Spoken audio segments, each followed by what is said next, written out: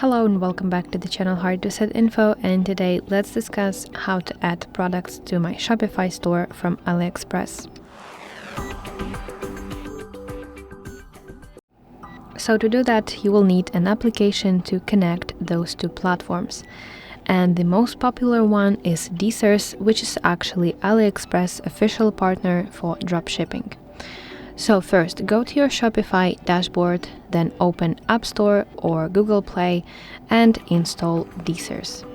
Once installed, you can connect your AliExpress account to DSers so that two accounts are connected to each other. Now head over to AliExpress and browse for a product that you like. With DSers, you can import that product to your DSers dashboard with just one click. From there, you can edit the product before it goes live. So you can change the title, change pricing, edit description of your item, and even change some photos so that your store looks more professional and not just copy-pasted.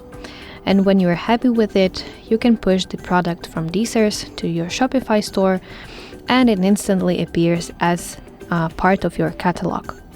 From that point, when a customer buys the product from your Shopify store, DSers automatically places the order with the AliExpress supplier, fills in your customer's address, and tracks shipping for you.